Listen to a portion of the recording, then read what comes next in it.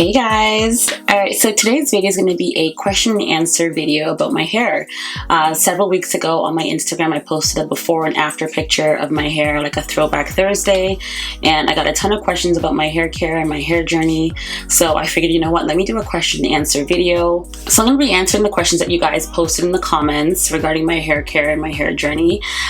So let's get started. Are you more Tex-Lax or relaxed? And I would say I'm more on the relaxed side, only because I find that with Tex-Lax hair you can wear wash and goes, you have more texture when wet. Mine is more on the relaxed side, but I'm not bone straight. What relaxer are you using now? Is it still ORS olive oil? Yes, I still use the Organic Root Stimulator olive oil relaxer. I love it. It is a staple. I've been using it for almost 10 years, and I use the normal strength live version. Okay, so next question is, how often do you wash your hair, relax your hair, or trim your hair? I need help with breakage and products. Love your hair, by the way. Hashtag hair goals. Thank you. So I wash my hair twice a week. I do a moisture protein on Sunday, and then I do a moisture DC and co-wash on the Thursday. So I make sure my hair is really balanced that way, and it's been working for me. I have no issues. How often do you relax your hair? I relax every 10 to 12 weeks. So I always ensure 2 full months pass before I relax again. How often do you trim? I trim honestly every other relaxer. I've been kind of slipping lately, and I plan to do another pretty big trim in the next couple weeks.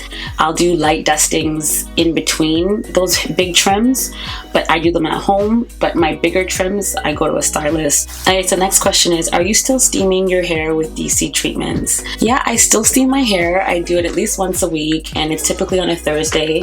I will put my conditioner in on dry hair, and then I'll go under my steamer for about 30 minutes, and then I'll do a quick co-wash, and that's it. So steaming has been a really good asset in my regimen, and I've noticed a difference in my hair since I've incorporated it on a weekly basis. Okay, so the next question is, do you apply a protein treatment before and after you relax? If so, do you use the Apogee 2-minute protein treatment or Apogee 2-step protein treatment? The only one I use is the 2-minute, the Apogee 2-minute reconstructor, and I use that 1 week prior to relaxer and 1 week after. So the next question is, I'm starting to get breakage around my edges from wrapping my hair. How do you protect your hair when you are sleeping? So when sleeping at night, I protect my hair with my bonnet and my satin scarf, and you guys have seen this scarf in a couple of my videos. It's kind of like a rectangular shape. This is perfect if you're doing the scarf method because it just isolates like the front area completely, so it's nice and flat and straight. After I moisturize and seal, I'll put this on, and then I'll swoop my hair up to the top, and then I'll put my bonnet over. I don't wrap my hair often, only when I flat iron, which is maybe a couple times out of the year. So far this year I've flat ironed my hair twice, and I don't wrap every night. Like, I'll wrap one night, the other night I won't. So I just alternate so that there's no stress or tension on my edges. I have relaxed hair that has grown immensely, but it seems that the thickness isn't there. So how do you achieve thickness? So the main steps that have helped me in terms of achieving thickness would be, just relaxing my new growth, only ensuring that I stretch long enough to have enough new growth.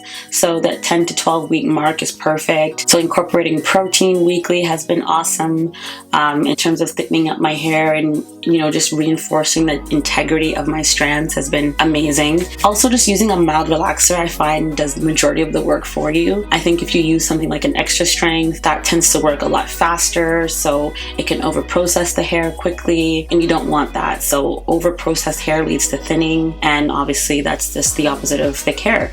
So using a normal strength relaxer, relaxing only your new growth, using protein, not leaving the relaxer on too long will all help in terms of increasing thickness. And obviously genes play a role. My hair density is quite thick, and I don't have thin hair just naturally, so that also plays a factor. Okay, next question is, how do you know exactly if your hair needs moisture or protein? I'm so bad at that, and I get it. It can be hard to figure out at first, but for me, I get a dose of protein weekly, so I know my hair is okay in terms of that balance. And I also follow up with a really strong moisturizing treatment afterwards, so my hair is really hydrated, but it also gets that dose of protein to be strong and reinforced. An easy way to know if your hair needs moisture or protein is take a shed strand or a broken hair and slightly tug it with your 2 fingers.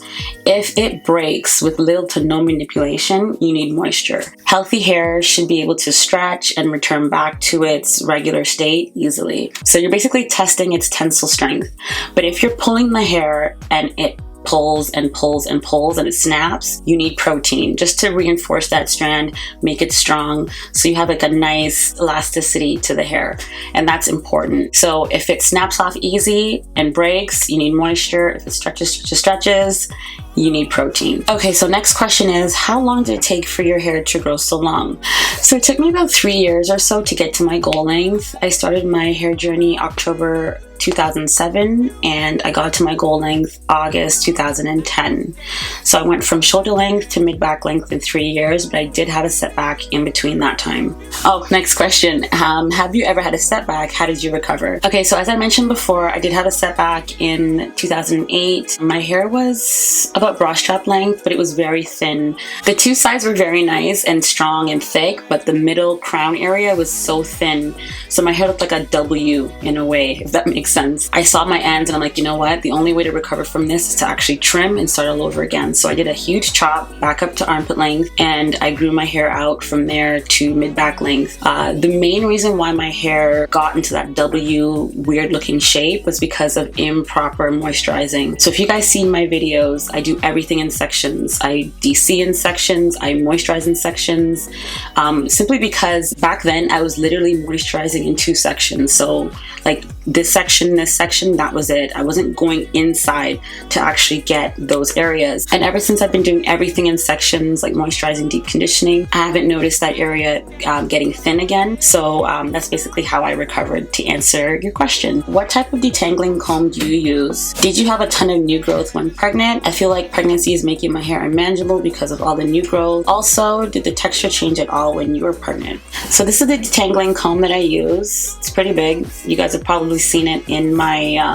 couple of my videos, and I swear by this comb. I love it so much. It's a seamless comb, so it doesn't have those lines in between each of the teeth to snag on your hair. This is the Magic Star Hercules Sageman comb, and I'll put a link below as to where I got it. I got this a few years back, I want to say in 2015. I've been in love with it since. It's a staple. It's not going anywhere. It just glides through my hair. It detangles all my tangles perfectly, and then if anything, I'll go through my hair with my smaller wide tooth comb afterwards, but this is my go-to. Love it. And did you have a ton of new growth while pregnant? Yes, I did. My hair grew like weeds.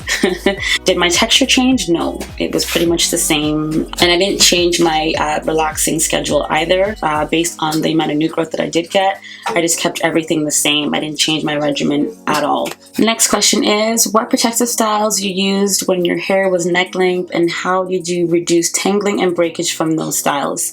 So when I started my hair journey in 2007, I was not neck length, I was shoulder length. The pictures that you see of me neck length, that was prior to starting a hair journey, and I didn't know anything about hair care at that point. But once I reached shoulder length now, I started my hair journey, and I did a lot of bunning. I wore lace front wigs, to be exact, and under my lace fronts I actually bunned my hair and baggied my ends too, and that really helped to retain length and to keep my hair moisturized. Do you take supplements? I do take prenatal vitamin right now because I am 5 months postpartum, and I only take that along with omega-3s and vitamin C. That's it. Okay, how do you style your hair as your new growth comes out? I find that my new growth gets really unmanageable around the 8-week mark, so 8 weeks post relaxer, and honestly all I do is bun my hair. It sounds boring, and I know a lot of people don't like that, but I bun it and I try to find different styles, you know, that work with me. High bun, low bun, whatever it is, but I keep it extremely moisturized. I spray it down and I just leave it alone.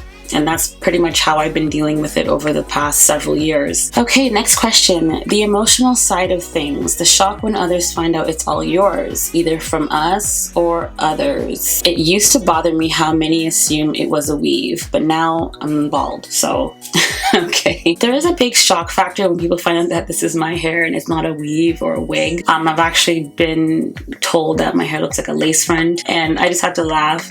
But you know what? It doesn't bother me. I feel like, you know, at this point in my life, I'm like a walking testimony that relaxed hair can grow, it can be long, it can be healthy. Because I've been told growing up that my hair is nappy, it's coarse, it can't grow, you know, it's not going to grow long. Being in this position today, it's really empowering. It's really nice to be able to help other ladies in the situation that I was in and you know, to be able to grow their hair long and healthy. It's a blessing. All right, guys, so that's basically it. Hopefully I've answered all of your questions about my hair, and if I haven't, please leave them in the comments below. Thank you guys so much for watching, and I will see you in the next video. Bye.